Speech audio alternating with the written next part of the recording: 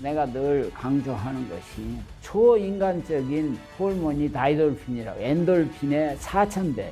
우리가 상상을 할 수 없는 그런 기적적인 일이 벌어날 수 있어요. 생활 습관에서 제일 문제가 되는 것이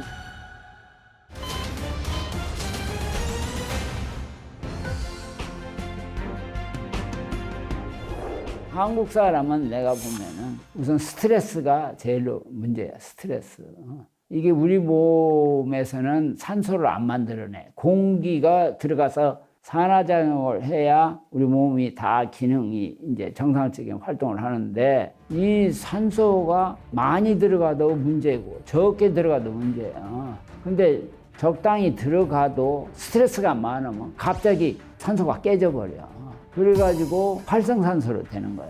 그래서 이 활성산소가 유전자를 변화시켜요. DNA를 파괴시켜. 불안정해가지고 이게 막 DNA를 손상할 수 있어. 거기서 모든 병이 생기는 거야.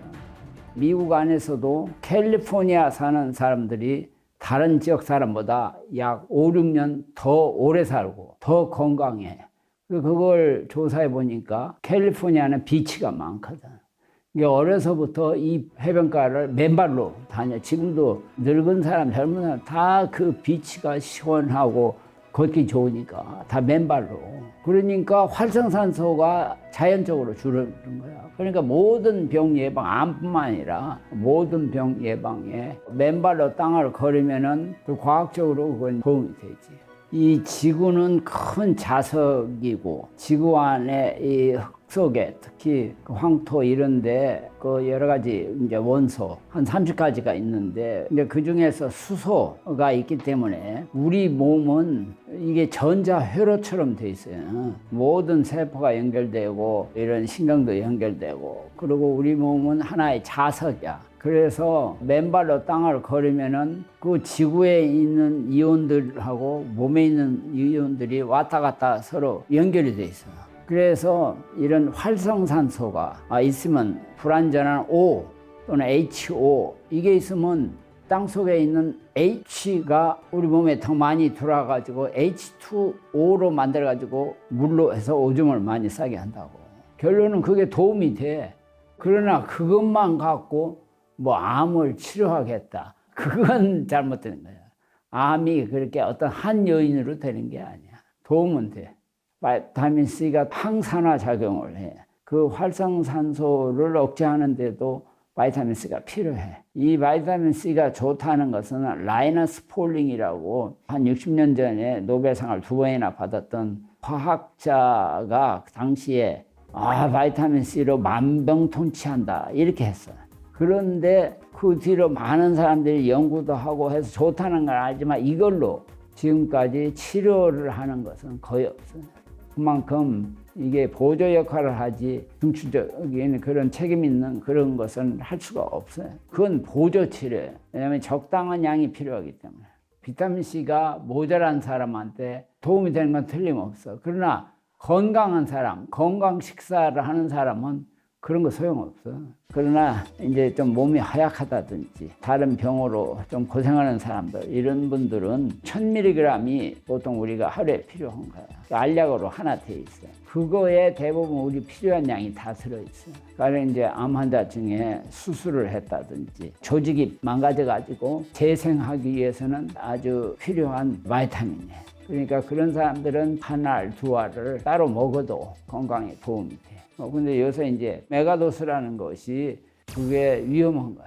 필요 이상으로 쓰면 그게 해가 된다고. 수용체 바이타민이니까 오줌으로 나가긴 하지만은 바이타민 C를 과잉되게 들어가면은 바이타민 C는 산성이야. 근데 우리 몸은 알칼리성으로 돼야 건강하게 돼 있어. 산성이 많아지면은 가령 위에서 산이 많으면 위장병이 다 생겨. 위장병. 그 위벽 자체를 헐고 그 산이 또 장으로 내려가가지고 좋은 균을 죽인다고. 이게 바이타민 C도 많이 과량이 들어가면 위장병이 생겨요.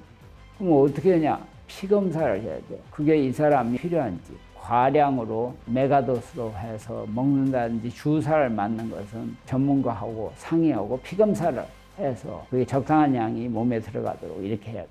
그거 좋은 거 뻔히 알지만은 그게 많이 들어와서 너무 많으면 오히려 좋은 게 아니에요. 그게 다른 거하고 밸런스를 깨버리니까. 가령 면역세포가 우리 몸에 좋죠. 면역세포. 근데 이게 많으면은 그 세포가 오히려 그 몸을 더 해쳐. 그걸 자가면역증이라고 그래. 이 갑상선, 암 이런 거 이게 다 자가면역증의 일종인데 여성들이 이 면역세포의 반응이 훨씬 더 민감해. 그러다 보니까 여성들이 그 면역세포가 일반적으로 남성보다 더 많아. 그런데 면역이 좋다 해서 면역을 증가시키는 무슨 이제 약이나 또 주사 이런 걸 맞아놓으면은 이게 위험한 거야. 너무 많아서 오히려 자기 몸을 해친다니까. 과잉된 면역세포가 이게 이제 문제를 더 일으켜요. 이걸 명심하실 때. 덧붙여서 이렇게 알고 있는 치료 이외에 보조 치료가 많이 필요해요. 가령 온열 치료.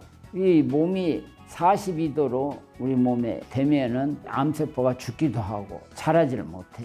그런 게 널리 알려져 있어. 이게 새로운 게 아니고 뭐 내가 60년 전에 열치료를 했다고 하다가 중단했는데 최근에 한국 회사에서 그 기계를 만들어내요. 이게 전부 다 이제 전기 전자가 발전하니까 파장으로 해가지고 열을 내는데 딱 42도를 어느 기관에 쪼여가지고 정확히 42도를 유지하게.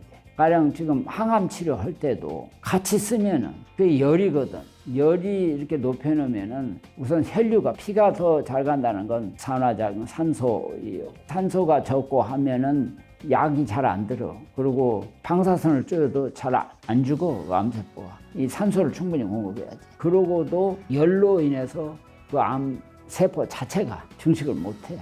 그런 거 좋지. 이제 그건 다 보조 치료예요. 보조. 한방 의사들이 그런 걸 가지고 마치 근본 치료하는 것처럼 이렇게 얘기하는 건 잘못된 거야.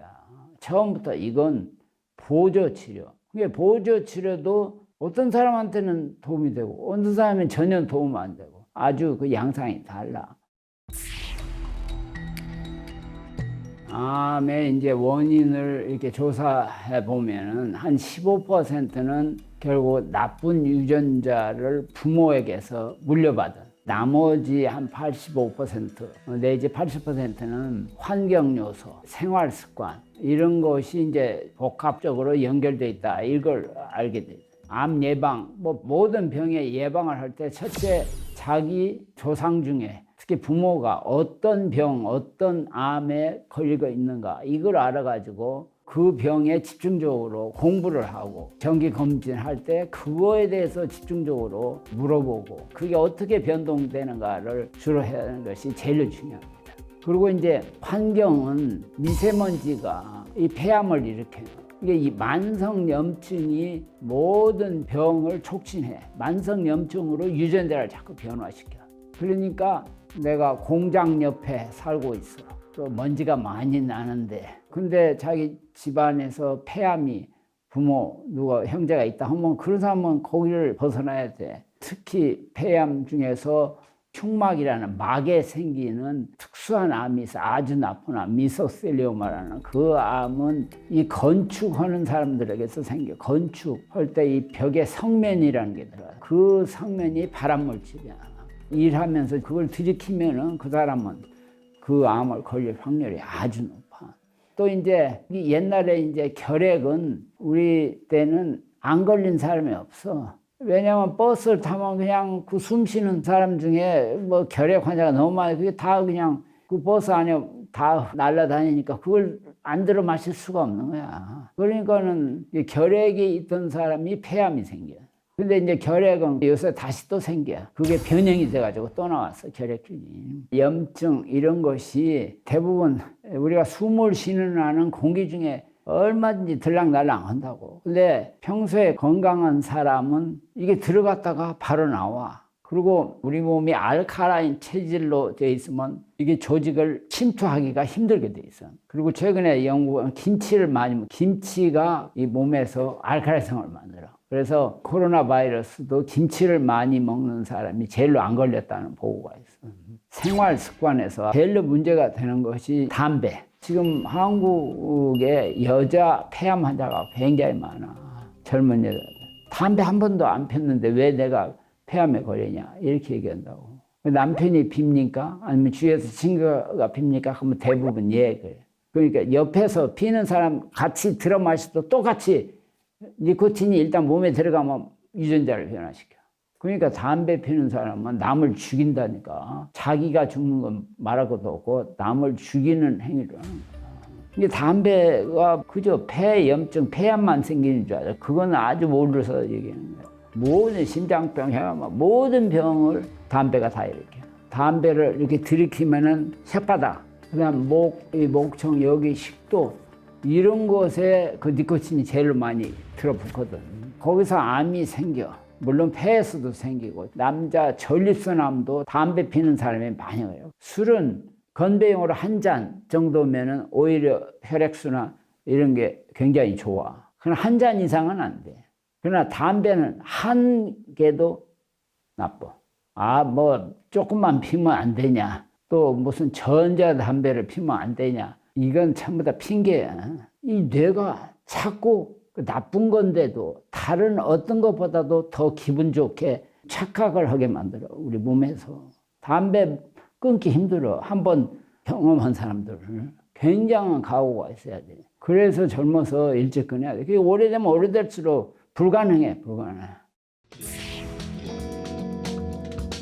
지금은 이제 돌아가셨지만은 장기려 교수님, 한국 의사로서 제일로 정말 존경을 받는 분인데 막사회상을 타시고 서울대학의 교수로 오셔가지고 우리 외과 첫 시간에 하신 말씀이 모든 병의 80%는 믿는 사람들은 하나님이 고친다고 생각해야 되고 안 믿는 사람은 복골복이다. 의사가 도와주는 것은 10%, 약이 도와주는 것은 10%다. 이렇게 말씀하셨어요. 그 왜 그러냐 하면 우리 몸은 묘하게 육체뿐만 아니라 정신과 느낌을 합해서 마음이라고 그래. 이게 마음과 그 다음에 영혼 이것이 합쳐져서 우리 몸을 이제 조정하고 기능해서 하기 때문에 육체만 다루는 의사들은 그 일부를 도와주는 거지. 그 환자를 낫고 안 낫고는 80%가 타고난 어떤 복골복. 저도 60년 이렇게 환자 다루고 연구를 해보니까 그거 정확하게 맞는 말이에요. 당뇨, 고혈압은 약 먹으면 조금 좋아지고 약을 안 먹으면 나빠지고 왜 병이 생겼나를 여러 가지 가설도 있고 여러 가지 요인도 발견되고 뭐 이 정도지 원인을 정확하게 알 수가 없어요. 지금의 최상의 우리의 목표는 암을 관리하는 거야. 죽을 때까지 자기 수명대로 암 가지고 같이 살게 하는 거예요. 암은 당뇨, 고혈압처럼 만성병 중에 하나. 그러니까 관리를 잘하면은 자기 수명대로 살 수 있는 현재의 진단, 치료가 나와 있으니까 암을 걸렸다고 해서 죽을 병, 뭐 이렇게 생각하는 것은 잘못된 생각이에요. 병은 육체만 고쳐서는 안 돼. 이 마음과 또 영혼, 전반적인 것이 잘 관리가 돼야 되는데 이게 옛날 말이 지금 생각해보면 굉장히 과학적으로 다 맞는 거야. 고생은 금을 주고도 못 산다. 그건 막 정확하게 맞는 거야. 고생을 하면은 그걸 이겨내려고 하는 힘이 생겨. 죽냐 사냐 하는 데는 정신이 오직 살아야 되겠다는 그거예요. 암도 그런 위치에 있다고 생각해봐. 내가 살아야 되겠다는. 그러면 산다고. 초인간적인 호르몬이 다이돌핀이라고 엔돌핀의 4000배 정신력이 강한 사람에게서 이게 나오는 거야. 우리가 상상을 할 수 없는 그런 기적적인 일이 벌어날 수 있어.